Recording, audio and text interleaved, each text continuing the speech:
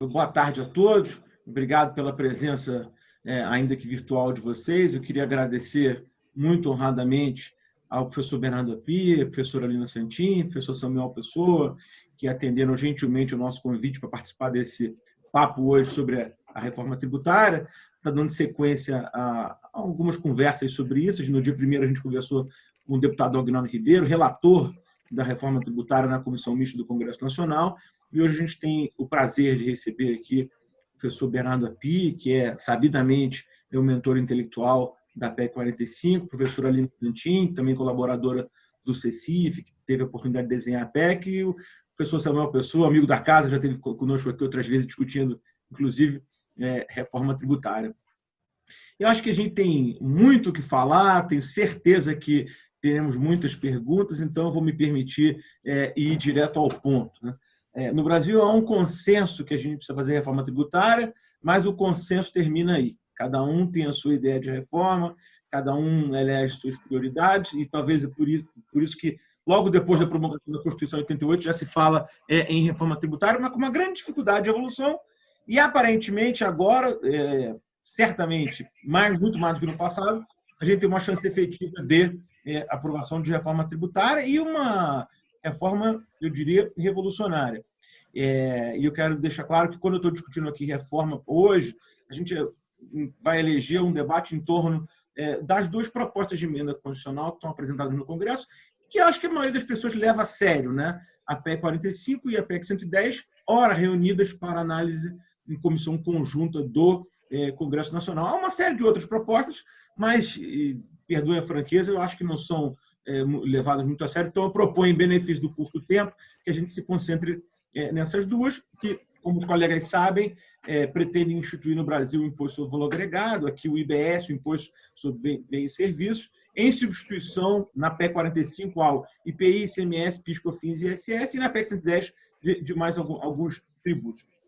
Eu já adianto aqui aos colegas que eu não estou dentre aqueles que acham que a reforma é inconstitucional ou que a gente tem que manter o estado de coisas atual. Outro dia, o professor Everardo Maciel disse que PIS e COFINS são os melhores tributos do mundo. Eu tive um pouco de dificuldade de concordar com ele, mas respeito profundamente sua opinião. Por isso, acho que a gente deve evoluir no caminho do desenho das PECs, que efetivamente trazem um desenho moderno, utilizado no mundo inteiro, com pouca invenção e muita inteligência do que de bom está aproveitado. Mas, claro que a gente tem um outro ponto que a gente merece discutir, um ponto que seja alguma controvérsia, mas alguma coisa tem que mudar, e mudar de verdade, né? Não como o Leopardo, que pregava que algo deve mudar para que tudo continue como está. E a perspectiva é que, efetivamente, as PECs, ou a PEC 155, né, carinhosamente apelidada, que é a soma da 110 com a 45, possa realmente mudar alguma coisa. Então, eu queria começar esse debate fazendo uma provocação inicial aqui para os nossos expositores, no seguinte sentido. Até antes da pandemia, a PEC 45 era uma proposta não de reforma tributária, mas de reforma de tributação sobre o consumo, né? Isso eu acho que é uma premissa inafastável. E a tributação sobre o consumo no Brasil já é muito alta, né? Enquanto a nossa carga tributária é de 34%, parelha com os países da OCDE, nossa tributação sobre a renda é de 21% do total arrecadado, enquanto nos países da OCDE é 34%. Já sobre o consumo, a nossa é próxima de 50% contra 32%. E aí há muita gente tem um receio de que a gente possa agravar essa injustiça da tributação sobre o consumo. Então, eu queria ouvir vocês a esse respeito e, evidentemente, já endereçando a pergunta óbvia, que é: a pandemia e esse cenário de caos hoje instalado vai nos fazer repensar esse aspecto da reforma ficar limitada ao consumo, ou nós vamos abrir esse debate para discutir outros fenômenos tributários, sobretudo depois que o Congresso resolve discutir imposto sobre grandes fortunas, empréstimo compulsório, tributação sobre dividendos, extinção do JCP e várias outras coisas. Então, eu queria ouvir vocês inicialmente sobre esse ponto da tributação sobre o consumo e se esse cenário deve ser alterado em função da pandemia. Se o professor Bernardo Api quiser iniciar, eu agradeço. Bom, obrigado Bichara, pelo convite, participar desse debate. cumprimentar a Lina, cumprimentar o Samuel, meus colegas em várias áreas de atuação da vida. Eu acho que a pergunta é bem colocada. A discussão agora da pandemia trouxe para a baila um pouco a discussão da progressividade, não só do sistema tributário, das políticas públicas brasileiras. Aliás, quando a gente vai olhar em termos de progressividade, impacto distributivo, não dá para olhar só para a tributação, tem que olhar tributação e gasto junto. Só para dar um exemplo, o imposto sobre consumo é regressivo, mas se você não tem um país que não tem um IVA, cria um IVA e pega toda a receita e usa para criar um Bolsa Família, o agregado vai ter sido positivo do ponto de vista distributivo, embora o imposto em si seja regressivo. Mas eu acho que a pandemia vai trouxe mais para o centro da discussão a questão distributiva. Eu acho importante colocar esse tema em debate. Acho que existem distorções na tributação da renda no Brasil que precisam ser corrigidas. E as distorções não são, no caso da tributação da renda, não são só de alíquota. Se você pegar, por exemplo, um empregado formal no Brasil, se ele ganha mais que o teto do salário de contribuição, a contribuição sobre a folha que incide sobre o salário dele, que é recolhida pela empresa, como ela não gera nenhum benefício, ela é equivalente ao imposto de renda. Se você soma isso com o imposto de renda de pessoa física dele, a alíquota marginal, quer dizer, cada R$100 a mais que ele ganha, a empresa vai pagar no mínimo 26,3% e ele vai pagar 27,5%. Se você soma tudo isso e divide pelo custo da empresa, isso dá uma alíquota marginal de mais de 42%. Ou seja, a renda de um empregado formal no Brasil, na prática, quando a gente faz a conta certa, que é considerando tudo que incide sobre a renda e não gera benefício, já é tributada hoje na margem uma alíquota de 42%. E você pega, por exemplo, inúmeros casos em que você tem um sócio, um dono de uma empresa, em que o lucro foi pouco tributado na empresa e foi distribuído com isenção na pessoa física. Eu não estou dizendo que o erro está na isenção na distribuição. O problema distributivo está quando você tributou pouco na empresa e distribuiu com isenção. Isso pode acontecer numa empresa do lucro real, porque ela consegue reduzir muito a base de cálculo, o imposto devido por uma série de benefícios que tem na legislação tributária, mas acontece muito no caso de regime simplificado de tributação e certamente tem muito a ver com esse processo de pejotização que a gente vê hoje no Brasil. Então, por exemplo, eu fiz a conta recentemente para um trabalhador, um profissional liberal, numa empresa padrão, que está no lucro presumido, um prestador de serviço, um profissional liberal, ele pode ganhar R$40 mil de renda por mês, a alíquota marginal dele vai ser de 10%, contribuindo, considerando a tributação da renda, a contribuição para a Previdência, menos os benefícios que ele recebe. Então, de fato, nós temos distorções enormes no Brasil que precisam ser corrigidas. Mas precisa tomar cuidado, porque corrigir distorção é corrigir distorção. Não é simplesmente aumentar a alíquota e tributar mais quem já é muito tributado e deixar quem está sendo pouco tributado sem ser tributado. Também acho que existe um espaço para discutir tributação do patrimônio no Brasil. Acho que é um espaço importante para ser explorado. E aqui, certamente, o imposto sobre heranças e doações, eu acho que a gente tem um espaço aqui para explorar melhor do que a gente explora no Brasil. Aí, ainda na área de tributação imobiliária, tem melhorias a fazer no IPTU e, sobretudo, no ITR. Eu, pessoalmente, acho que imposto sobre grandes fortunas, não é que eu seja contra, mas eu acho que só faz sentido se for adotado mundialmente. Um país adotar sozinho, esquece, vai dar errado, porque é muito fácil mudar o domicílio fiscal. Então, é uma questão para ser discutida em termos internacionais, não domesticamente. No entanto, essa agenda toda é importante, mas ela não tira a relevância da reforma da tributação de bens e serviços. Esse acho que é o ponto mais importante. E mais, eu acho que a reforma da tributação de bens e serviços ficou mais relevante agora, depois da crise do coronavírus. Por quê? Porque a reforma da tributação dos bens e serviços, na forma que está colocada na PEC 45, ela corrige uma quantidade tão enorme de distorções que existem na economia brasileira, que ela aumenta o potencial de crescimento da economia brasileira de uma forma extremamente relevante. Nós estamos falando aqui, provavelmente, de um aumento do PIB potencial do país maior do que 20% a mais do que ele cresceria sem a reforma tributária num horizonte de 15 anos. Provavelmente é mais do que isso. E, portanto, a reforma tributária da tributação de bens e serviços, ela é o que vai permitir financiar as políticas públicas brasileiras nas próximas décadas. Se o Brasil hoje, o potencial, o Samuel certamente pode falar muito melhor que eu sobre esse ponto. A produtividade no Brasil está crescendo de uma forma pífia nas últimas décadas. A população em idade ativa brasileira também está, basicamente agora, não está mais crescendo. O que está acontecendo, então, no Brasil é que, se a gente não fizer mudanças que aumentam o potencial de crescimento, a economia brasileira vai crescer, sei lá, entre 1% e 2% ao ano, de forma sustentada no longo prazo. Só que com a economia brasileira crescendo 1%, 2% ao ano, com a dívida pública chegando perto de 100%, que é o que vai acontecer por conta da crise do coronavírus, esquece, você não tem espaço para fazer política fiscal nenhuma. Não existe possibilidade de discutir política fiscal.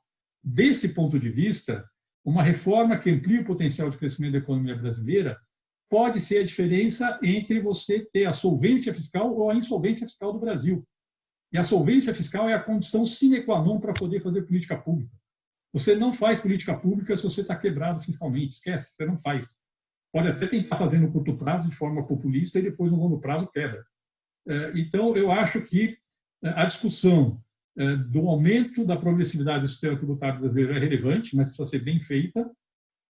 Mas a reforma da tributação de bens e serviços não perdeu relevância. Ao contrário, acho que ela ganhou relevância, porque ela, hoje, do meu ponto de vista, se a gente não quiser ter um aumento muito grande da carga tributária, é ela que vai garantir a solvência do Brasil nos próximos anos, talvez nos próximos 10, 20 anos.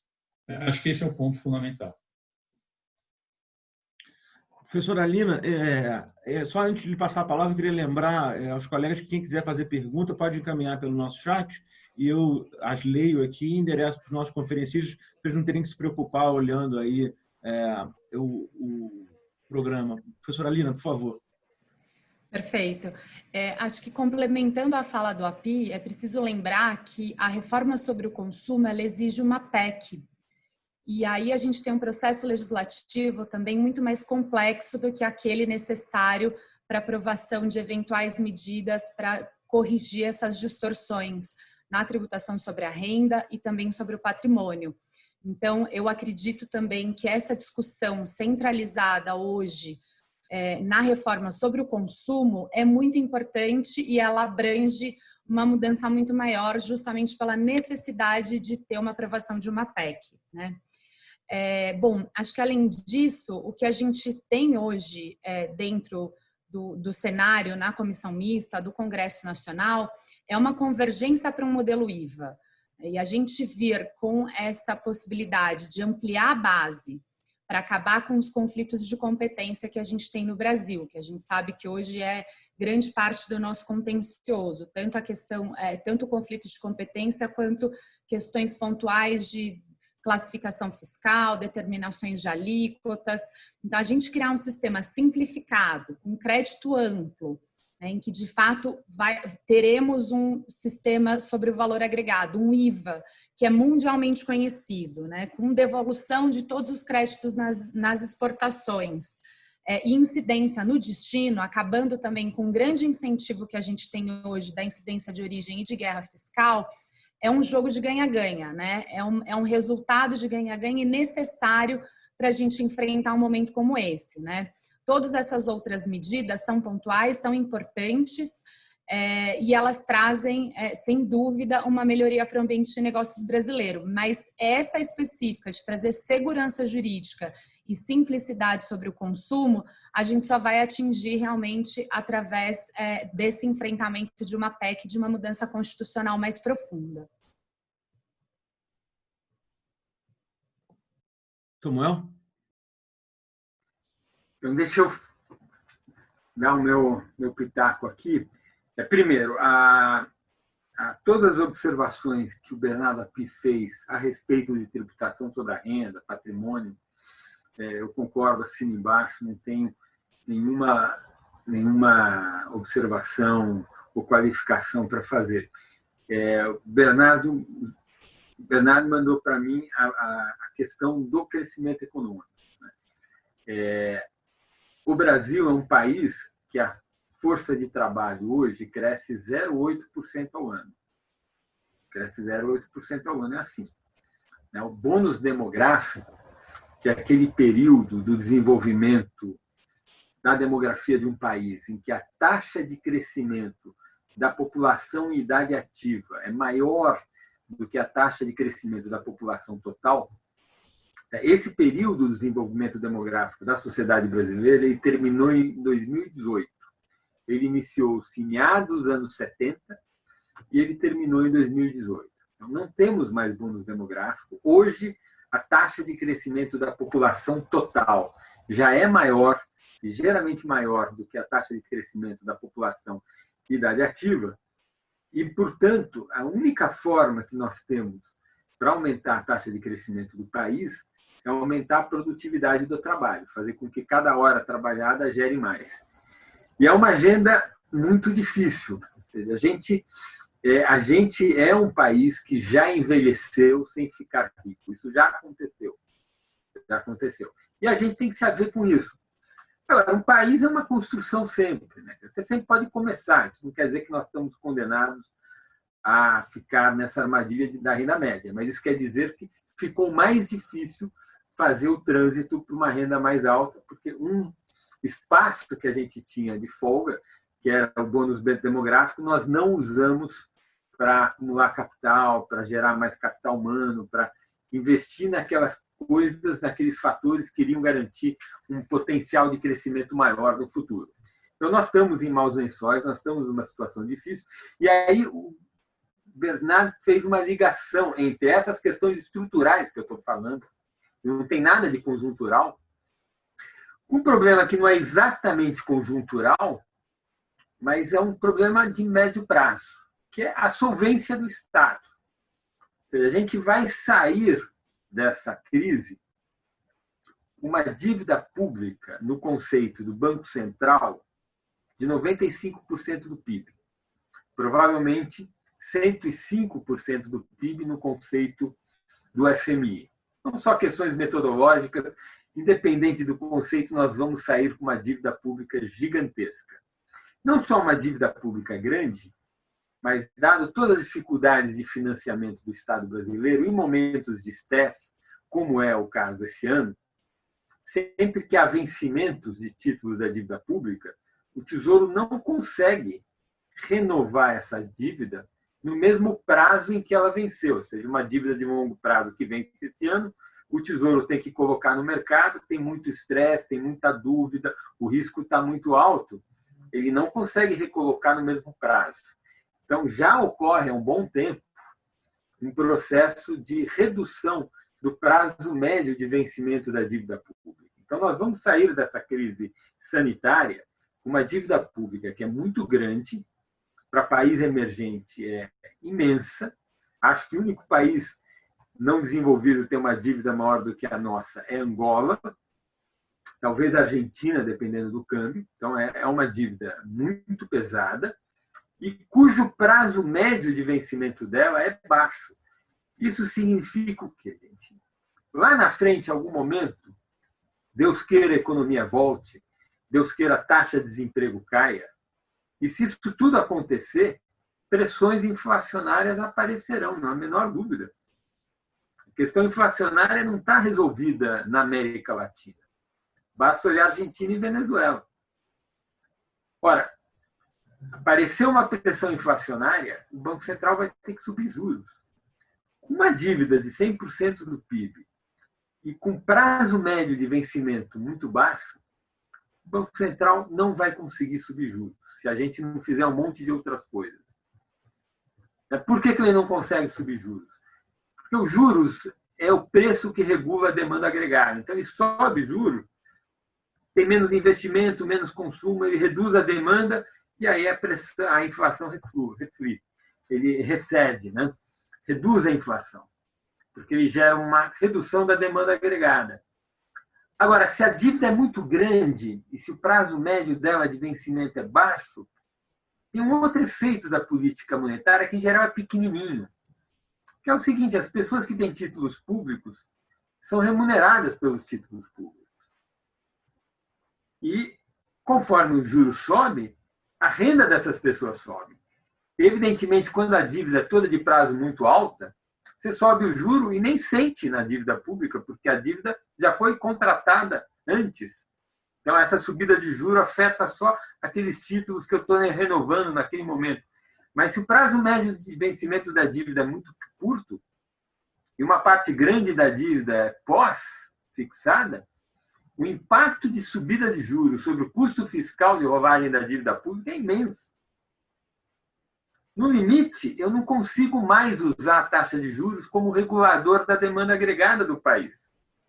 Porque tem os efeitos de primeira ordem, que sempre a gente lembra, dos juros sobre a demanda, mas começa a aparecer esse efeito renda de uma dívida muito grande, de um prazo de vencimento muito curto, que neutraliza e vai ficando cada vez mais difícil nós usarmos o instrumento monetário para conter a inflação.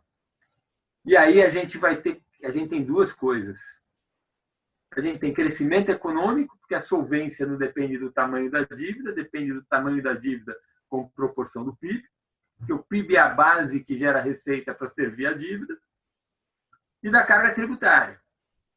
A carga tributária, a gente já tem a carga tributária mais alta entre os emergentes. Não tem muito espaço para aumentar a carga tributária. Tem um monte de espaço, é o que nós estamos discutindo aqui, de nós fazermos reformas tributárias para tributar menos uns e mais outros, que é o tema da progressividade, mas principalmente, mais importante, nós fazermos reformas tributárias para reduzir o custo de conformidade, o nível de litigiosidade e uma série de efeitos, impactos muito ruins que a estrutura tributária brasileira tem sobre a eficiência da economia. E quando a gente discute esses temas, custo de conformidade, custo administrativo da receita, litigiosidade, impacto da tributação sobre a decisão de investimento, impacto da tributação sobre a decisão de produção, essas 5 coisas, nós estamos falando dos impostos indiretos. E mesmo porque imposto de renda no Brasil, pessoa física, ele é muito moderno, muito bem feito. Eu acho que é um exemplo mundial. Tem muitas coisas para a gente mudar, mas do ponto de vista para a gente melhorar, avançar, mas do ponto de vista do custo de processamento, da transparência, do custo da própria pessoa fazer, de conformidade, é relativamente baixo. O imposto de renda da pessoa física no Brasil é muito moderno. O nosso problema está no que diz respeito a custo de conformidade, custo de processamento, custo administrativo, litigiosidade, impactos ruins sobre a decisão de investimento, impactos ruins sobre a decisão de produção, são os impostos indiretos, ISS, PIS/COFINS, ICMS e IPI. E aí é a PEC 45, não tem jeito. A gente tem que caminhar nessa direção. E essa PEC, eu concordo integralmente com o Bernardo está se baseando num trabalho de um colega nosso, Braulio Borges, que fez, eu conheço a cozinha desse trabalho, o Braulio é um pesquisador seríssimo, muito inventivo, e eu acho que os números dele são uma boa aproximação do que a gente pode imaginar. Tem impactos imensos sobre crescimento econômico. E por quê, gente? E com isso, me dá mais 3 minutos e eu termino essa minha fala, que já está ficando muito longa. Tem uma tradição muito comum no Brasil de achar que crescimento econômico é demanda. E, de fato, ao longo do ciclo econômico, há muitas vezes em que a demanda gera crescimento. Certamente a gente vai sair dessa crise com desemprego, com o nível de utilização da capacidade instalada na indústria relativamente baixo. Então, tem algum espaço para políticas de demanda. O Banco Central vai descer mais ainda os juros para estimular a demanda e a economia cresce com demanda. Mas esta não é a situação normal da economia brasileira. Para os senhores e senhoras se convencerem desse fato, basta olhar qual é a realidade nos últimos 25 anos da taxa real de juros no Brasil. O Brasil é um país que tem como um fenômeno de equilíbrio uma taxa real de juros extremamente alta. E essa taxa real de juros extremamente alta era a contrapartida de uma sociedade que vive, na média, uma situação de pleno emprego. A realidade brasileira, na média, quando eu faço médias ao longo de vários anos, não aquele trimestre, aquele outro trimestre, mas quando eu olho a economia brasileira ao longo de muitos anos, é uma sociedade com baixa taxa de crescimento da produtividade e com problema de pressão inflacionária permanentemente, juros reais elevados e que opera a pleno emprego, ou seja, acelerar o crescimento no Brasil significa aumentar a produtividade. E, de fato, se nós não acelerarmos o crescimento com essa dívida imensa, nós vamos ter problema de solvência, concordo internamente com o Bernardo. E, se eu pensar as grandes reformas, claro que crescimento da produtividade, um elemento importantíssimo é a qualidade do sistema público de educação. Todo mundo sabe disso. Mas isso é uma agenda de 20 anos. Numa agenda de 10 anos, de 5 anos, a reforma que eu acho que é a mais eficaz, disparado, microeconômica para aumentar a taxa de crescimento da produtividade do Brasil é a PEC 45, é por isso que eu sou tão apoiador e entusiasta dessa iniciativa. Obrigado, Samuel. Eu queria pegar um gancho nessa tua exposição final da PEC 45 para a gente tentar entrar um pouquinho mais no detalhe dela, sobretudo em comparação com a 110, que, como os colegas sabem, são as duas propostas de emenda constitucional hoje postas sob análise na Comissão Mista do Congresso Nacional. E eu queria pegar um gancho específico na questão da alíquota. Inclusive, a gente já tem uma pergunta aqui nesse sentido. Pegar um gancho e fazer duas perguntas. Na PEC 45, só para lembrar, a gente tem uma previsão de alíquota única incidido dentro do ente. Então, por exemplo, dentro de São Paulo, mesa, cadeira, serviço médico, serviço de escola, serviço de educação, tudo vai ter a mesma alíquota. Já na PEC 110, todo produto ou serviço tem a mesma alíquota nacionalmente. Então, aqui a gente tem uma alíquota única horizontal, enquanto na PEC 45 a gente tem uma alíquota única vertical. Então, eu queria ouvi-los, primeiro, sobre uma comparação dessas duas alíquotas e uma conclusão de por que eventualmente a 45 é melhor do que a 110, por que uma alíquota única por ente federado é melhor que uma alíquota única por produto ou serviço. E a segunda pergunta é, a PEC 110, a gente sabe que ela já sofreu uma certa flexibilização, ou vamos dizer assim, uma tropicalização, né, prevendo alíquotas diferenciadas para uma série de setores e atividades econômicas. Eu também queria ouvi-los sobre isso.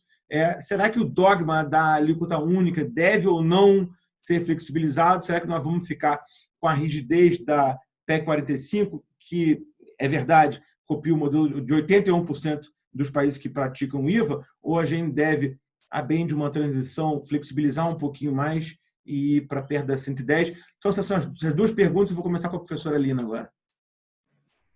Obrigada pela pergunta, até agradecendo aqui o convite que eu falhei em não agradecer na minha primeira fala e estar aqui junto com o Samuel e a Pia, é um prazer, muito obrigada.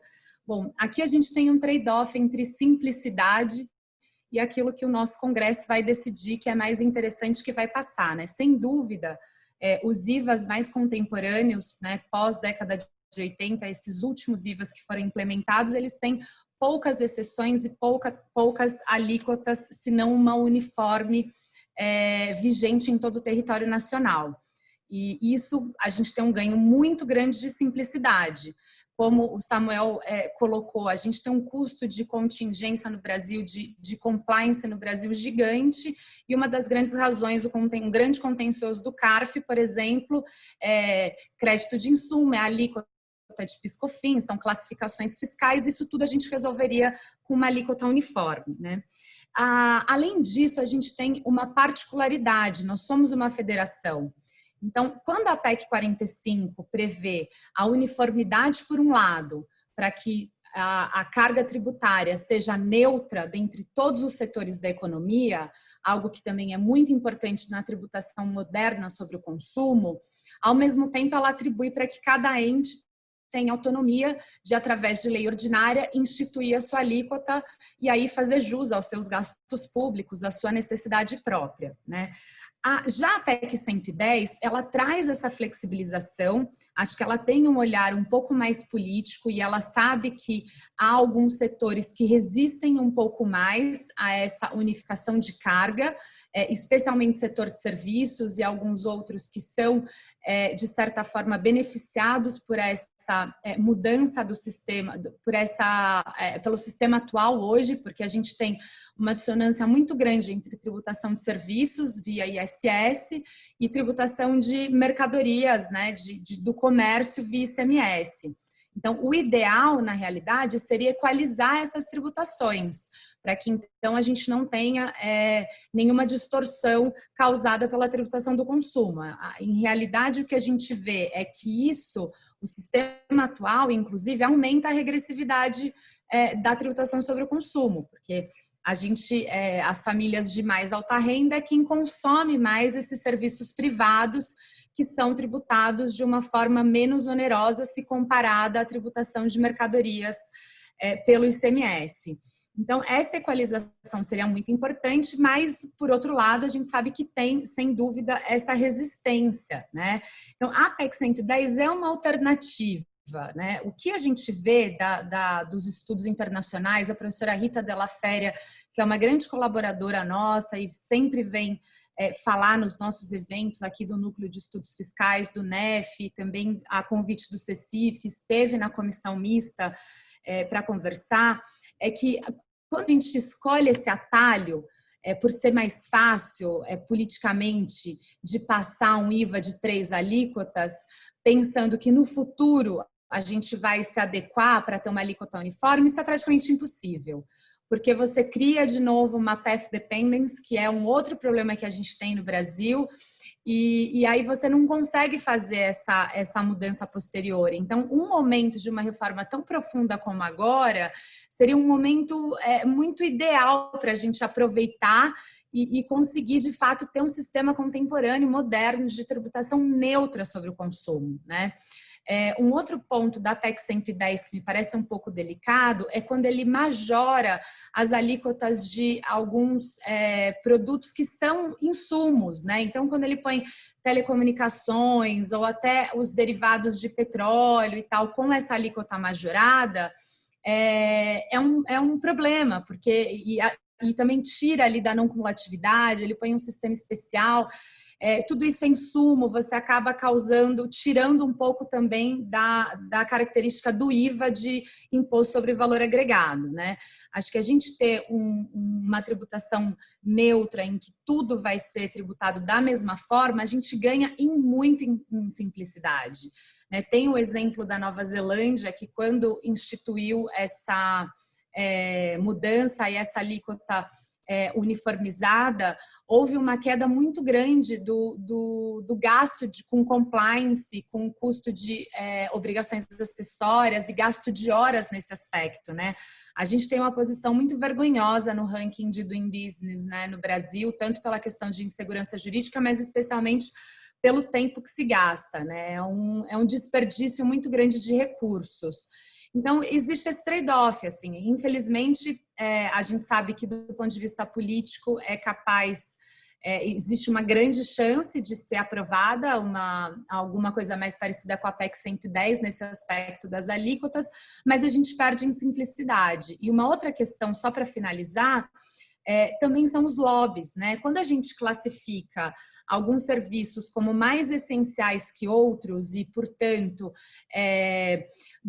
que fariam jus a uma alíquota minorada, eu vou ter sempre uma discussão de outros querendo entrar nessa alíquota, né, minorada, assim como eu vou querer ter outros, o fisco talvez classificando outros na alíquota majorada.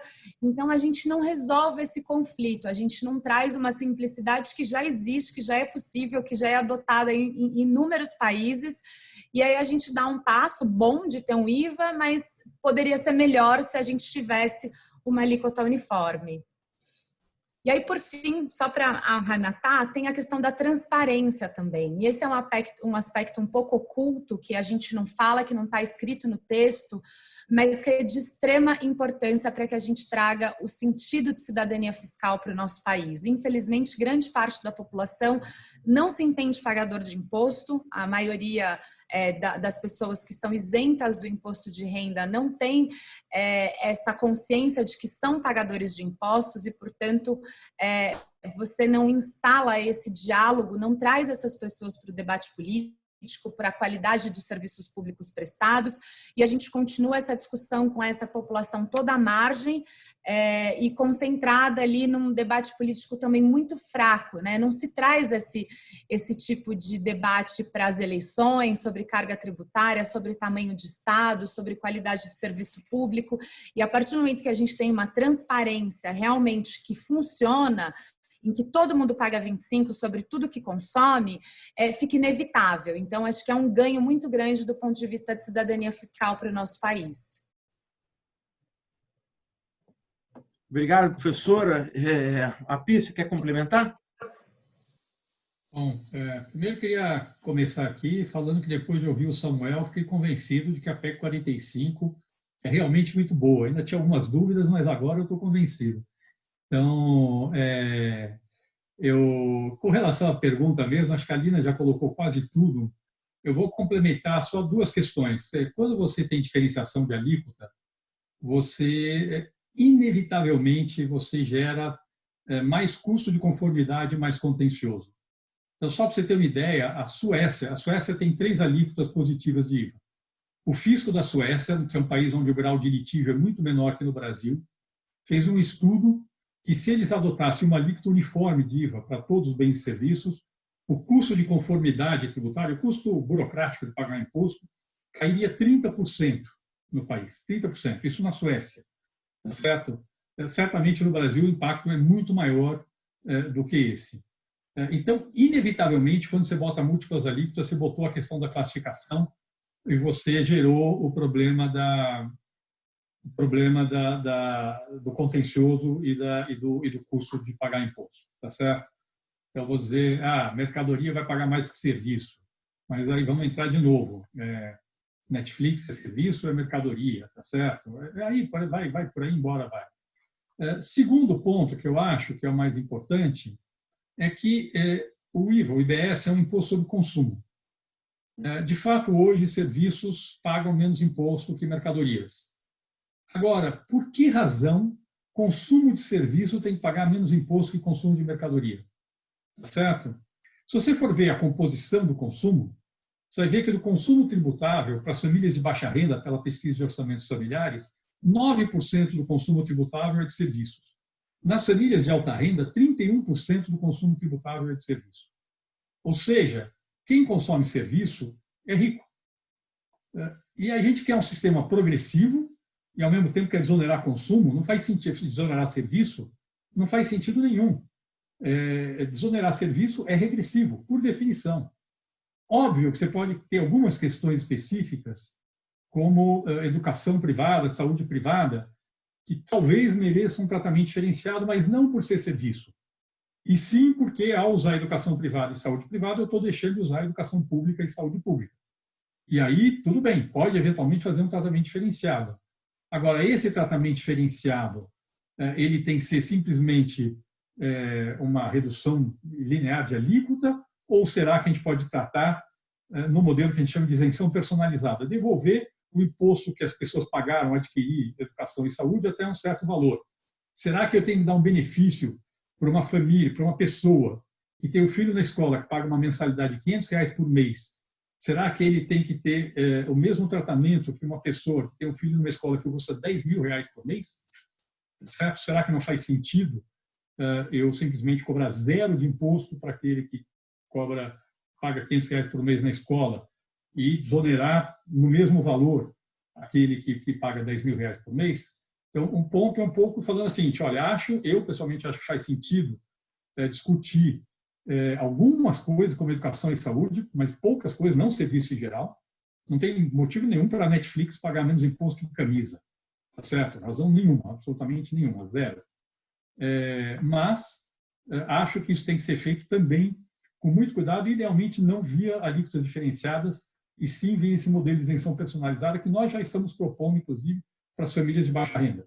Para as famílias de baixa renda, em vez de desonerar a cesta básica, você devolve o imposto incidente no seu consumo com um limite E o efeito disso é aumentar a progressividade da tributação do consumo e não reduzir a progressividade. Então, basicamente é isso. Eu reforço o que a Lina falou.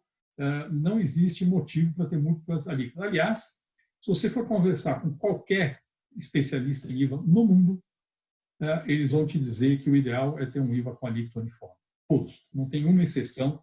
Tem muita discussão em tributação no mundo, mas essa não tem discussão. É consenso geral de que você não deve ter diferenciação de alíquotas entre categorias de bens e serviços. Samuel, você quer fazer algum complemento nesse particular? Sim, eu queria voltar um pouco para o tema da sua pergunta, que é comparar a uniformidade de alíquotas horizontal, por bem no território nacional todo, ou uniformizar nas categorias de bem e manter alguma independência dentro do Estado. Acho que já foi argumentado aqui a exaustão a importância da uniformidade de alíquotas entre bens e que, de fato, não faz nenhum sentido serviços ter uma tributação inferior a bens. Acho que isso é meio autoevidente. O caso de saúde e educação mercantil, você pode perfeitamente devolver naquele limite dos custos do setor público com saúde e educação pública, e você deixa uma certa isonomia, funcionaria quase com um mecanismo de um voucher educação. Alguma coisa assim, acho uma ideia bastante positiva, mas a ideia é completamente de outra natureza. Agora, para mim faz todo sentido ter uma certa independência dos Estados. O Estado poder escolher a sua alíquota única, porque eu acho que é o espaço da autonomia do Estado. E aí tem uma questão que é uma conta de chegada e um ajuste difícil, porque se a gente pegar os livros-textos de economia do setor público, eles vão dizer o seguinte: uma estrutura tributária ótima numa federação, ela tem as características seguintes: imposto sobre patrimônio, em geral, terra, patrimônio imobiliário, é da prefeitura, o imposto de renda é do Estado, o imposto sobre consumo é da União. Por quê? Exatamente porque você quer que o imposto sobre o consumo não interfira na decisão de produzir. Então, esse imposto tem que ser da União, para que ele seja neutro do ponto de vista a distribuição espacial da para que ele não gere todos os problemas que nós temos no Brasil. Então, essa é a estrutura tributária bonitinha de livro-texto: município, patrimônio, Estado, renda, União, fica com o imposto sobre consumo. O Brasil, por motivos históricos, o imposto sobre consumo ficou com o Estado e o imposto sobre a renda ficou com a União. E aí, para complicar mais ainda, como nós somos uma federação com enorme desigualdade, a gente pegou uma parte do imposto sobre a renda e, por meio dos fundos de participação dos estados e municípios, a gente passou para os estados. Então, hoje não dá para dizer imposto de renda é da União, porque uma parte do imposto de renda é dos estados, via fundo de participação dos estados, para compensar as questões de igualdade regional. Por outro lado, em função da necessidade da União de financiar todo o estado de bem-estar social, tem associado programa previdenciários, programa Bolsa Família, seguro-desemprego e tantos outros, a União teve que pegar uma parte, teve que avançar sobre uma base tributária, que por motivos históricos brasileiros era do Estado, e a gente criou a PIS/COFINS, que é a União invadindo uma base tributária dos Estados. Ou seja, o nosso processo evolutivo, não só a gente iniciou errado, do ponto de vista do livro-texto, em que a gente deu o imposto sobre a renda para a União, o imposto indireto sobre o consumo, que vinha lá do antigo imposto de vendas, que é estadual, para os estados, a gente começou errado, como agora a gente misturou tudo. A gente pegou uma parte do imposto sobre a renda e deu para os estados, e uma parte do imposto sobre produção a gente deu para a União. Então, não tem muito jeito. Está tudo junto e misturado, e nós somos uma federação. Então, essa história, assim, a PEC 45 é inconstitucional, porque refere à autonomia, para mim não faz sentido, porque a nossa autonomia já está misturada, porque a gente casou. Então, a gente está casado, a gente é uma federação casada. Uma parte do imposto de renda vai para os estados, que é o imposto da União, e uma parte da base, que é dos estados, que é imposto direto, vai para a União. E eu acho muito difícil mexer nisso. Então, qual é a conta de chegada? Eu não sei os detalhes jurídicos, eu estou olhando mais com uma cabeça de professor de economia. Ora, você garante um espaço de autonomia para os estados, a eles poderem determinar a sua alíquota. Então, você deu alguma capacidade do estado decidir qual vai ser a receita de impostos dele. E, simultaneamente, todo mundo está por trás de uma PEC única, você uniformizou, harmonizou, e, na verdade, você transformou o Brasil, do ponto de vista tributário, numa federação. Porque o que acontece hoje é que, hoje, do ponto de vista tributário, o Brasil não é uma federação. Porque cada um tem uma regra confusa. Hoje, a atividade de produzir num lugar e vender no outro estado tem um custo de conformidade equivalente a uma operação de exportação. Quer dizer, quase que produzir na Alemanha e vender no Mato Grosso é tão custoso quanto produzir em São Paulo e vender no Mato Grosso. Quer dizer, a gente está abrindo mão, dada a enorme complexidade da nossa estrutura de impostos indiretos, a gente está abrindo mão dos ganhos de sermos uma federação. Então, não faz nenhum sentido, me parece que a solução da PEC 45 é uma solução que fica no meio do caminho, que é o ótimo. Ele resguarda um espaço de autonomia do ente da federação, que é a escolha da alíquota, mas mantém uma regra mais geral, comum, para que a gente possa conviver junto. Legal, Samuel, obrigado. A gente está com muita pergunta aqui já da nossa audiência. Eu queria endereçar rapidamente o último ponto para vocês, depois a gente tentar avançar pelo menos em algumas perguntas. A gente falou muito aqui em vantagens que serão geradas pela PEC 45, que são neutralidade e redução drástica do contencioso. E, evidentemente, que acho que está todo mundo de acordo com isso. Mas tem um ponto importante, que é o seguinte: isso só será atingido se a não cumulatividade for plena e restrita. Ou seja, se tudo que o contribuinte recolher na etapa anterior gerar crédito de IBS na etapa subsequente. E é assim que, em tese, está desenhado o IBS.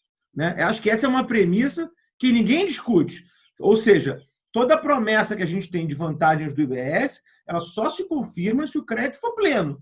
Né? Se o crédito não for pleno, a gente continua na mesma balbúrdia que a gente está hoje. Todavia, quando a gente para ler o texto da PEC 45, eu, pelo menos, me causa uma surpresa muito grande. Porque, a despeito de toda essa, vamos dizer assim, uma combinação, né, de que o crédito será pleno, financeiro e não atrelado a determinados pré-requisitos como é hoje, no caso do PIS/COFINS e do ICMS, o texto da PEC 45 é igual ao do ruim e velho artigo 155, que cuida do ICMS. Isso me causa uma perplexidade, e aí os colegas podem ver em laranja a comparação.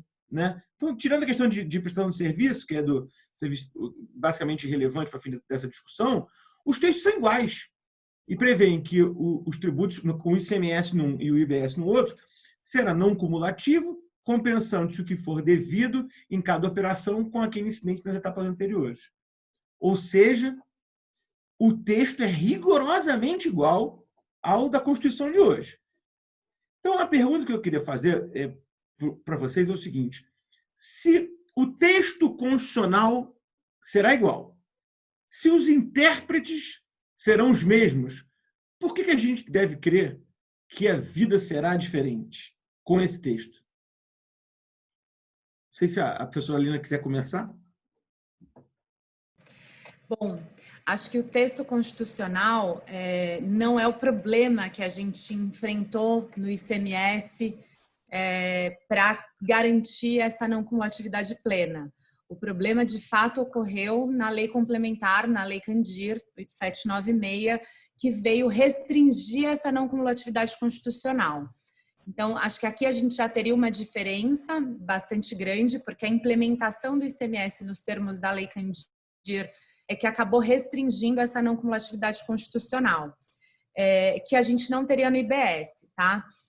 Um outro ponto importante para falar é que no IBS a gente tem toda uma estrutura pensada para garantir essa devolução de créditos. O que se fez no ICMS ao tentar instituir essa não cumulatividade, sem garantia de caixa para que esses créditos fossem devolvidos, tornou o texto realmente letra morta. Então, quando o API fez os cálculos lá dos 25% de arrecadação de alíquota para garantir ao mesmo nível de arrecadação dos 5 tributos atuais, PIS, COFINS, ICMS e SSPI, já está contemplado dentro deles uma necessidade de devolução de crédito.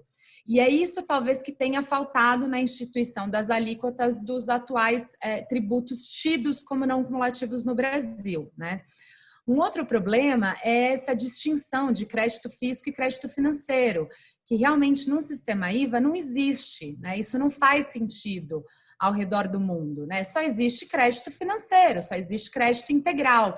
Então, se a gente eliminar essas distorções que foram causadas pela brasilidade das regras de não cumulatividade que a gente criou no ICMS e depois muitas delas importadas também para o PIS/COFINS, a gente já resolve esse problema.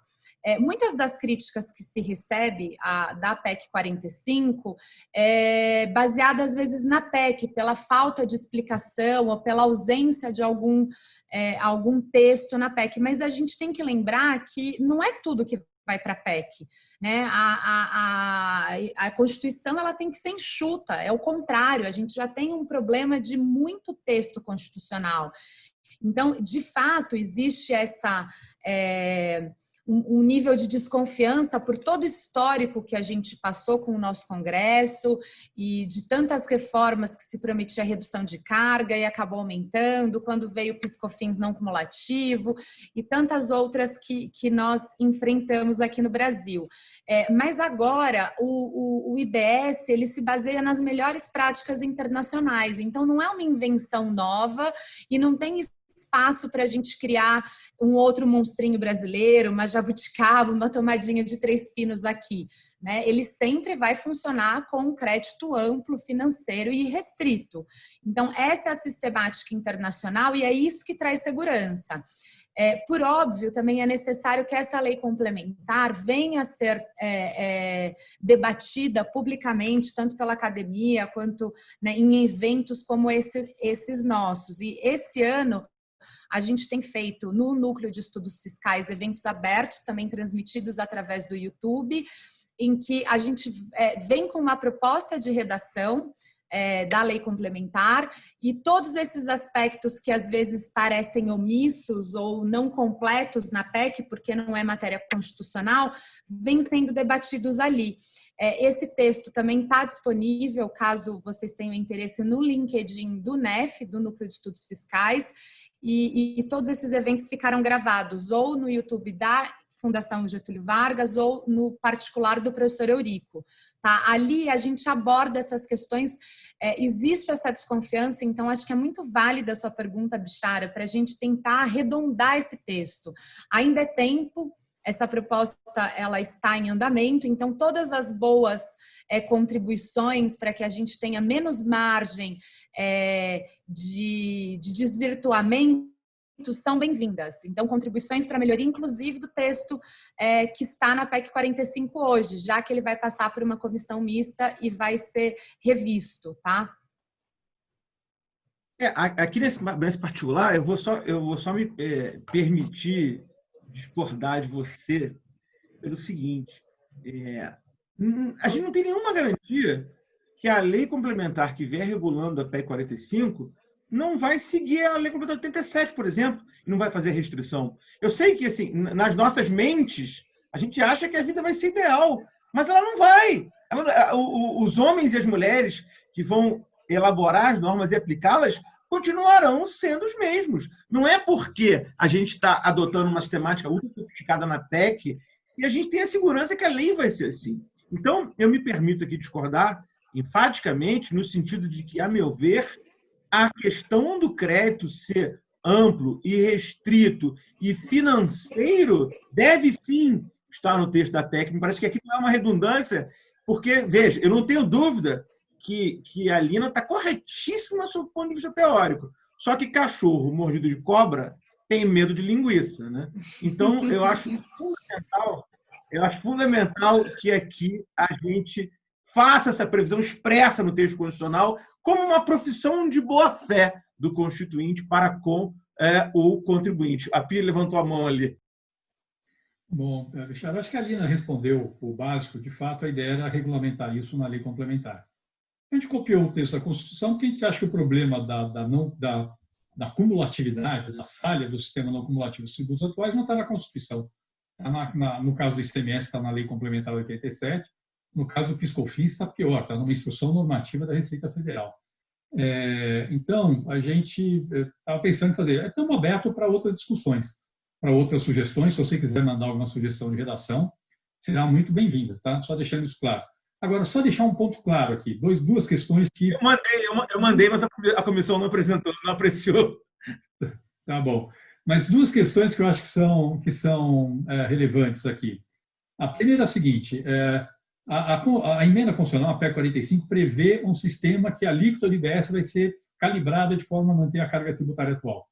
Então, do fundo, na hora que você faz a lei complementar com crédito pleno, inclusive vai ter na lei complementar um prazo máximo de até 60 dias para a devolução de eventuais saldos credores acumulados, e a ideia é que seja até menos do que isso, você vai ajustar na alíquota, automaticamente. Então, não tem razão, não tem motivo para você colocar restrições na lei complementar do IBS para o crédito. Simplesmente não existe motivo.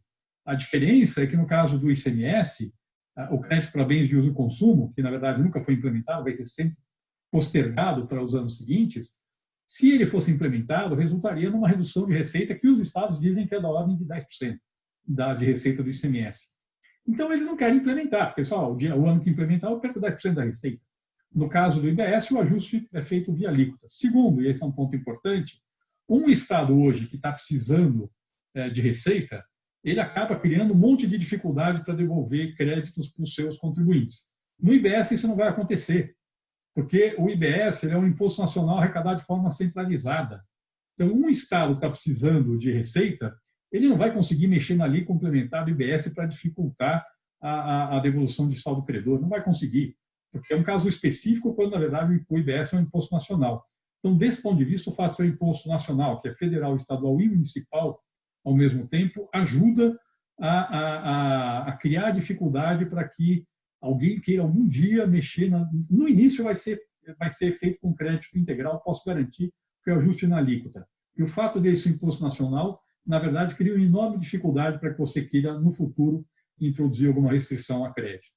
E a verdade é que depois que você tiver o crédito financeiro, vai ser muito difícil voltar atrás. Então, eu estou bastante seguro, mas sugestões para o texto da Constituição são bem-vindas. Samuel, quer complementar alguma coisa? Não, esse tema eu não tenho nada adicional, fico só ouvindo e aprendendo. Então. Acho estranhíssima essa coisa. Eu já vi outras vezes essa observação de que esse ponto não está contemplado na PEC, deveria. Acho que tem que ter uma solução simples para esse problema. Isso não pode ser um impedimento para a gente continuar com esse projeto de construir um IBS brasileiro. Não, eu acho que é super simples, mas a gente tem que endereçar na PEC. Agora eu vou adentrar. A gente tem muita pergunta, peço desculpa antecipado, não vai dar para fazer todas, mas algumas até são um pouco parecidas, eu vou tentar condensar, então. O Raimundo, da ABPEC, nos pergunta o seguinte: vários tributaristas, incluindo Heleno Torres, Everardo Maciel, etc., afirmam que a PEC 45 ou a 110 ferem o Pacto Federativo e seriam muito questionadas no Judiciário se aprovadas. O que os senhores pensam disso? Antes da palavra, eu só queria fazer um comentário rápido, que é o seguinte: muito recentemente, os 27 secretários de Fazenda dos estados subscreveram uma carta apoiando, né, a PEC 45. O que, entre parênteses, me deixou com muito medo, porque se 27 estados apoiam, me parece que é um indicativo de que vai aumentar a carga tributária. Mas o fato da vida é o seguinte, provocações à parte, os 27 secretários de Fazenda apoiam a PEC. Então, a gente vai alegar que há uma inconstitucionalidade por violação ao Pacto Federativo para quê? Para proteger os estados deles mesmos? Eles é que querem a PEC, né? Federalismo é dinheiro no bolso para fazer política pública. Não é arrecadar, só para dizer que arrecada e no final do mês a conta não fechar, né? Então, eu particularmente acho isso, com o maior respeito a quem pensa em contrário, um argumento superado, né? Federalismo é o Estado ter capacidade de fazer, de investir e fazer sua política pública, né? Então, parece que a gente quer proteger o Estado dos próprios secretários de Fazenda, né? Isso é só um comentário inicial. Não sei se a Lina quer complementar. Depois o Samuel e o Api. Bom, vamos lá. Esse é um tema que me é caro, é meu tema de dissertação de mestrado. E, na realidade, o que a gente tem aqui é uma confusão um pouco de autonomia financeira com competência impositiva, né? O que a gente observa da análise da Constituição Federal é que o objetivo do legislador, ao instituir o Pacto Federativo como cláusula pétrea, foi única e exclusivamente garantir a autonomia e garantir a indissolução dos estados. E aí, com relação à autonomia, é que a gente diverge dentro da academia. Por quê? Uma parte da academia, dentre eles eu posso citar Chueire, tantos outros colegas, o Eurico, o Bichara, entende que a autonomia financeira ela pode se dar tanto através da competência impositiva exclusiva, quanto através da competência compartilhada, da repartição de receitas, desde que se tenha dinheiro em caixa. Isso é autonomia financeira. É isso que o Pacto Federativo quis garantir. Uma outra parte da doutrina entende que não, que a gente só teria autonomia financeira através de impostos próprios e exclusivos. Com todo respeito a essa corrente, não há no texto constitucional nada que nos faça concluir por isso. É uma opinião pessoal, tá? Pelo sistema, por todos os federalistas clássicos que a gente estuda, todos os sistemas federativos que têm um IVA, como é exemplo da Alemanha, do Canadá, da Austrália. Não são muitos os países federalistas, né, no mundo, a Índia, mas há diversos que adotam IVA e que essa discussão sequer foi pauta, né, do debate doutrinário. Então, me parece que realmente se amarrar a um contexto que fez sentido, porque assim foi na década de 60, a gente dividiu as competências dessa forma, porque naquela época a economia era setorizada, era muito fácil dar o ISS para os municípios, o comércio para os estados e tributar a renda através da União, porque era tudo compartimentado, separado. Hoje, com a economia digital, eu não consigo mais ter essa compartimentalização. E tanto, não só não consigo, como tem esse problema tão grande de complexidade. Então, a minha resposta, geralmente com relação à minha análise se é ou não é inconstitucional, é o oposto, é que o sistema atual é que é inconstitucional. O sistema atual é que nos traz essa federação que o Samuel citou, que é uma federação fratricida. A gente tem esse problema enorme de guerra fiscal, de competição de um ponto de vista muito nocivo para as nossas economias. E aí a gente criar um imposto que é do interesse de todos, a arrecadação de todos, que não tem mais conflito, que não tem mais nenhum arranjo que seja incongruente, que sejam contrários, sim que vai promover de fato o federalismo. E posso ir além. A gente tem na nossa Constituição de 88 o ideal do federalismo cooperativista, que até hoje a gente não viu implementado. Então, eu acho que aqui, como doutrinária, assim, estudiosa do tema, que o IBS é um instrumento, inclusive, de promoção do federalismo cooperativo. Ele só não fere o pacto, como ele pode fortalecer o pacto federativo. Eu não sou jurista, quer dizer, mas olhando a forma como o Supremo tem se pronunciado nesse tema, a minha impressão é que tem, por um lado, a Lina falou tão bem, quer dizer, não tem nada adicional que ela falou, fiquei só curioso para conhecer a tese dela, mas tem um lado que é de uma construção política.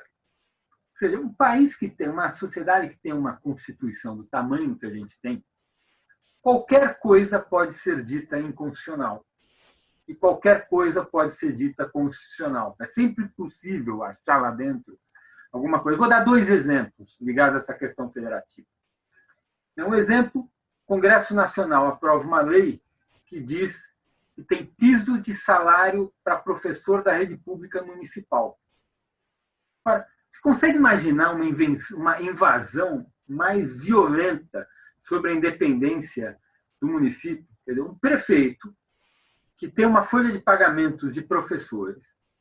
A realidade da educação municipal naquela municipalidade é única, o custo de vida é o custo da educação é a realidade salarial daquele lugar é muito específica. Qualquer pessoa que estudou economia regional urbana sabe disso. Você tem índices de preço que são regionalizados.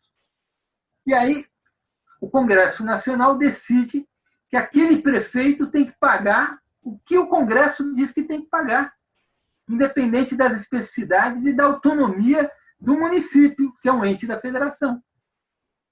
Aí o Supremo vai lá e diz que isso não fere a autonomia. Como que o Supremo diz que isso não fere a autonomia? Porque ele achou um outro princípio e, por algum motivo, ele achou que era mais importante. Então, tem na Constituição argumentos para você dizer que fere, para você dizer que não fere. Eu não sou jurista, eu sou professor de economia, mas, para mim, é um caso escandaloso de ferir o princípio de autonomia. Agora, vou dar outro exemplo. Você tem a União faz um acordo de renegociação de dívida com os estados. É um acordo de renegociação de dívida. O Estado deve para o Tesouro Nacional. Esse acordo de negociação de dívida tem uma cláusula que diz que o gasto com o pessoal não pode subir de 60% da receita corrente líquida. Aí passa a vida, o Tesouro quer harmonizar o critério de contabilidade de gasto de pessoal, que é um item de um acordo de dívida entre 2 entes da federação. Aí o Tesouro quer uniformizar e o Supremo Nacional diz que invade a independência dos poderes a harmonização de um critério contábil. É difícil imaginar que, se a gente tem uma federação, a contabilidade deveria ser única. Não deveria ser alguma coisa que fere a independência dos entes, a autonomia dos entes da federação, haver o mesmo critério contábil. É contabilidade.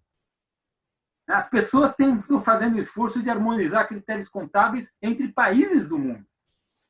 O Supremo conseguiu achar um argumento que eu acho totalmente maluco, como professor de economia, não sou jurista, dizer que a harmonização de critério contábil entre entes da federação que tem um contrato assinado de renegociação de dívida é ferir a independência, a autonomia dos entes da federação. Então, eu acho que existe uma criatividade imensa no mundo jurídico para estabelecer esse negócio, e tem um lado que é uma construção política. Se a gente se convencer que o IBS é extremamente importante, como eu estou absolutamente convencido que é absolutamente tranquilo achar na Constituição que ele não fere a cláusula pétrea da estrutura federativa do país. Vou passar a palavra para a Pia, antes dizer ao Samuel para ele mandar para a gente a marca de cigarro que ele fuma, porque hoje em dia criticar o Supremo assim está dando cana quase, né? Brincadeira, podia perder piada, né? Bom, eu, na verdade, gostaria, acho que do ponto de vista jurídico, a Lina já colocou, acho que o Samuel colocou a questão do ponto de vista político, eu vou falar aqui do ponto de vista prático. É impossível você ter um tributo estadual com legislação harmonizada no país inteiro que cada estado cobra o seu imposto? Não, é possível. E tendo o princípio do destino. Aqui o fundamental é ter o princípio do destino. Tá? Ou seja, o princípio do destino significa que operações entre entes da federação, o imposto pertence ao ente da federação de destino. E isso é uma regra básica do IVA, em qualquer lugar do mundo. Então, isso é um ponto fundamental. Dá para fazer isso com cobrança de cada estado de origem? Dá. Por que do ponto de vista operacional, a gente acha essa uma saída ruim? Por vários motivos. Primeiro, porque no IBS, que está perto de 45, o contribuinte vai ter que recolher uma guia só. Pode ter estabelecimento no Brasil inteiro, é uma guia por mês que ele vai recolher.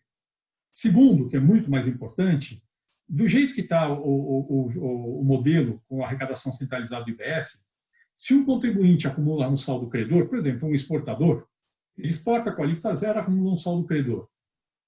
O montante correspondente a esse saldo credor, ele não é distribuído nem para a União, nem emprestado para o município. Ele fica na Agência Tributária Nacional. Ele fica na conta centralizadora do imposto. E, portanto, quando aquele contribuinte vai lá e pede de volta o dinheiro que é dele, que de fato é dele o dinheiro está lá pronto para ser devolvido. Se você tiver um modelo que cada estado arrecada o seu imposto, para não falar em cada município, hein? Para implantar a nível municipal é quase impossível. Um imposto, um IVA tributado no destino a nível municipal, com cobrança por cada município, aí é impossível. Aí tem que pensar outra coisa para os municípios.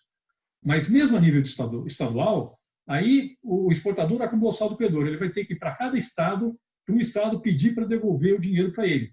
Mas o estado está com o problema de pagar a folha de pagamento. Já usou aquele dinheiro para pagar o funcionário. E aí? O que vai acontecer? Aliás, isso não é ficção. Isso é o que acontece o dia inteiro aqui no Brasil.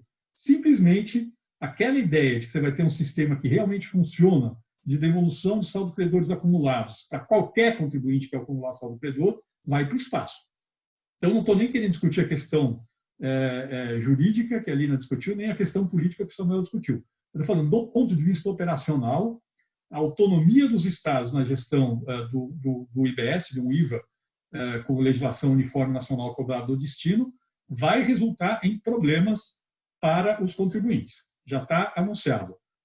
Então, juntos os três e tomem a decisão sobre o que é melhor para o país. Eu acho que é isso.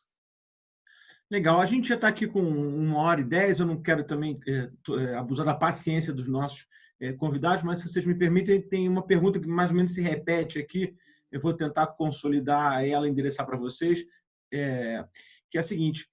Sobre a alíquota única, não haveria alguns setores específicos que seriam afetados por terem uma majoração de carga tributária e não poderem repassá-las aos consumidores por falta de elasticidade? A neutralidade seria verdadeiramente absoluta para todos? Esse é um tema recorrente, me permite só um adendo, né? E o exemplo clássico que vem é o da escola, né? Então, por exemplo, uma escola hoje paga 8,65 de tributos sobre consumo, né? 3,65 de PIS/COFINS, 5% de ISS. Vai para 25%. Então, eu acho que muita gente tem essa preocupação. Quer dizer, será que é todo o preço que contempla uma elasticidade suficiente para um repasse que vai gerar a neutralidade do tributo? Tem muitas perguntas aqui desse tipo, mas acho que eu tentei resumi-las. Não sei se o API quer começar. O ponto é o seguinte, um imposto sobre consumo com alíquota uniforme, ele é, na verdade, um imposto sobre a renda consumida no país. No fundo, é isso. Obviamente, pode ter alguns setores que têm uma elasticidade menor, que podem ser prejudicados, mas isso não tem nada a ver com a neutralidade do tributo. Isso tem a ver com a neutralidade e a garantia de manter a carga tributária. Não estamos dizendo que não vai ter mudança de preço relativo. Vai ter mudança de preço relativo, sim. Por conta do ganho de eficiência, o impacto total é deflacionário. Mas entre setores pode ter mudança de preço relativo. Agora, várias questões. Primeiro, as pessoas costumam fazer essa conta esquecendo que só olha o que a escola paga hoje, esquece que ela consome, ela tem alguns insumos que vai passar a ter crédito.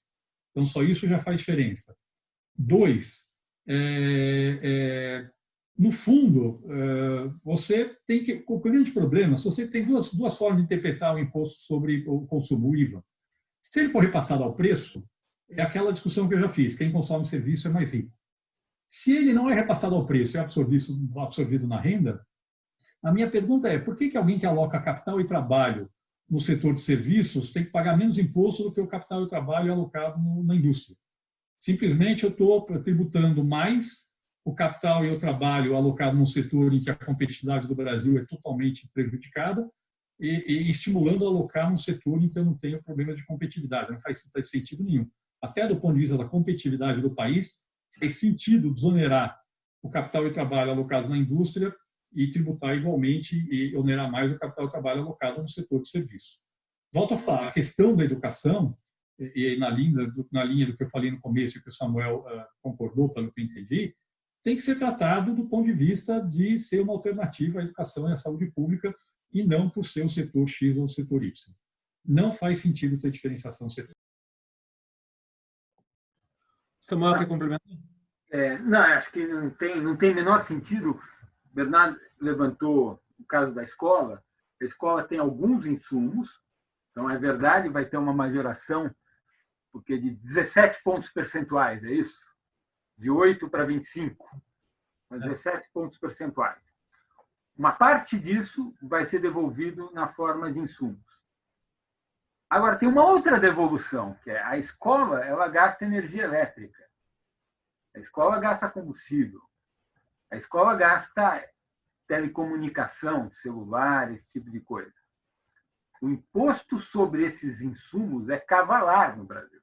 E se a gente adotar a PEC 45, a carga tributária sobre os insumos é muito grande. Então, é verdade que o ensino mercantil vai ficar relativamente mais caro, mas a conta é muito menor do que os 17 pontos percentuais direto. Eu, inclusive, já diria, os 17 pontos percentuais, para mim, está ok. É consumo de rico. Tem uma questão distributiva clara. Mas tem a devolução que vem dos insumos e tem a devolução de uma série de bens que são insumos para a produção da escola, que são muito tributados e cuja carga tributária sobre eles vai cair. Então, o efeito final deve ser muito menor do que os 17 pontos percentuais. Eu vou passar para a Pia. Samuel, só um contraponto. A questão do insumo na escola, talvez ela não seja tão pujante assim, porque o principal gasto é professor, e folha não dá crédito, né? Talvez uma coisa que a gente possa também debater daqui a pouquinho, como último ponto, seja esse, né? Aliás, eu vou até já fazer provocação para o Api, talvez ele possa responder isso junto, né? Você imagina uma fábrica que tem uma fábrica de, sei lá, de produto, por exemplo, de perfume, higiene, coisa assim, sei lá.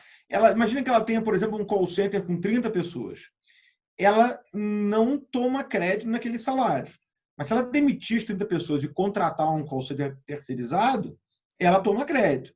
Então, eu queria aproveitar e misturar nessa pergunta, já fazendo uma pergunta nova também, que é sobre isso. Quer dizer, em que momento o não crédito de folha pode incentivar terceirização, e se isso é uma coisa que a Pia e a Lina acham que daria para endereçar na reforma, embora, claro, seja um pouco jabuticaba, né?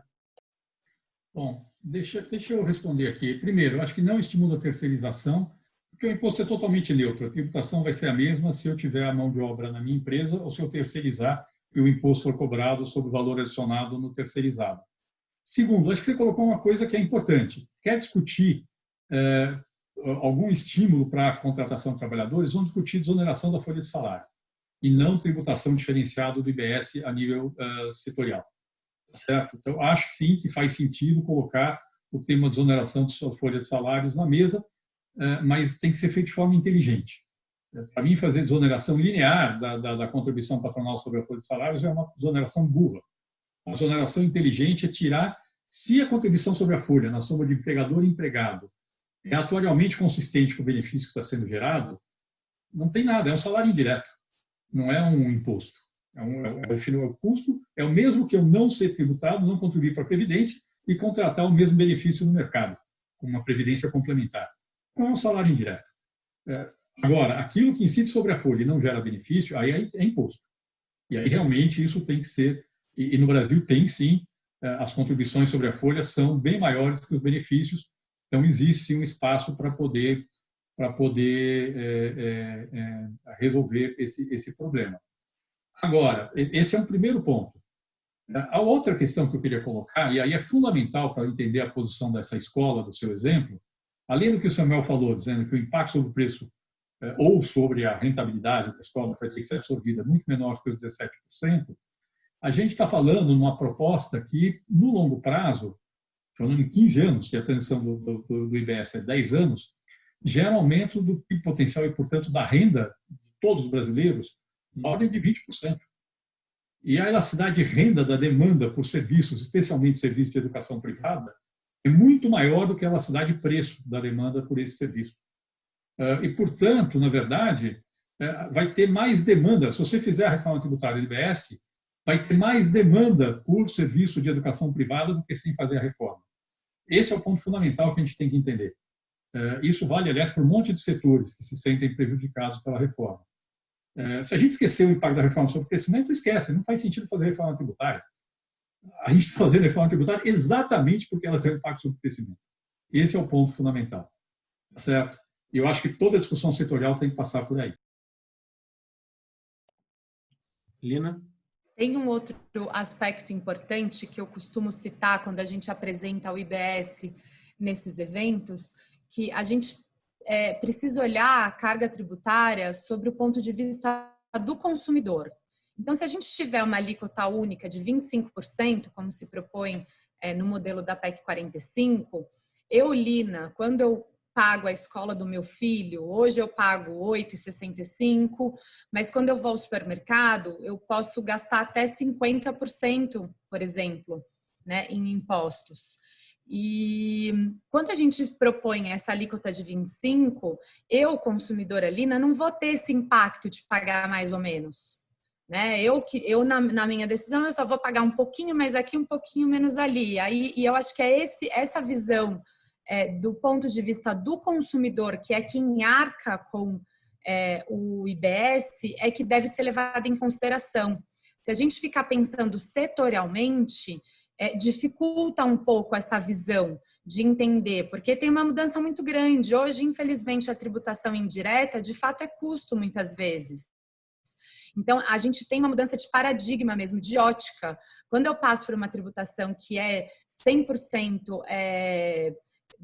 arcada pelo consumidor final, e assim seria o ideal de um IVA, de um IBS, eu não tenho impacto na pessoa, no consumidor final.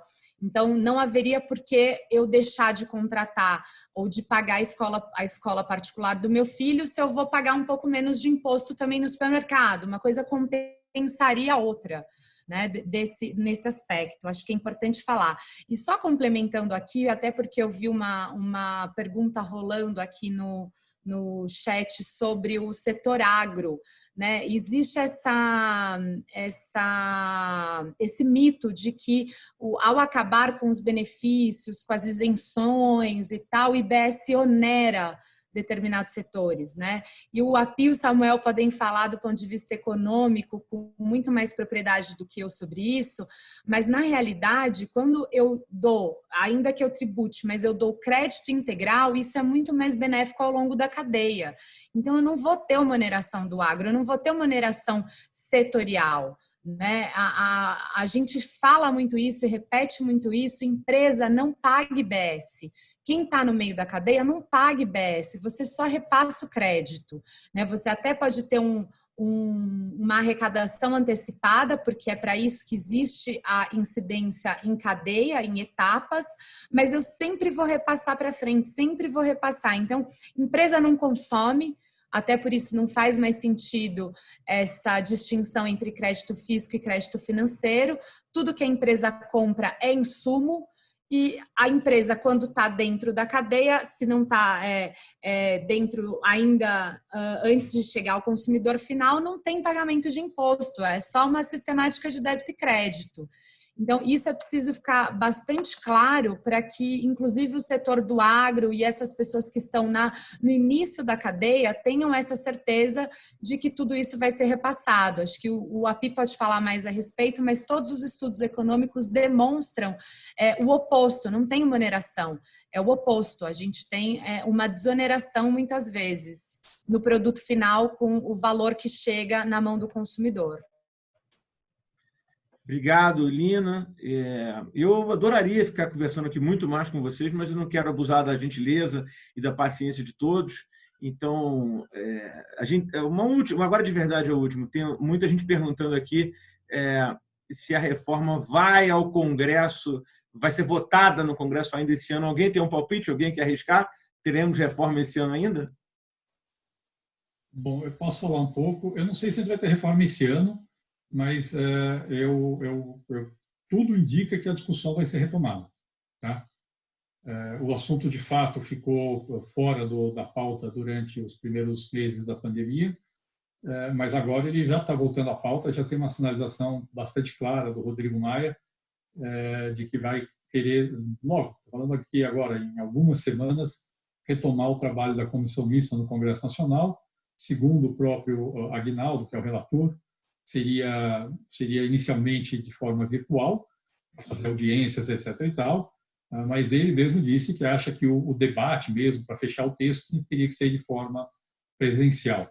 Se vai ser possível fazer isso esse ano, eu não tenho certeza, mas eu acho que o tema está amadurecendo bastante.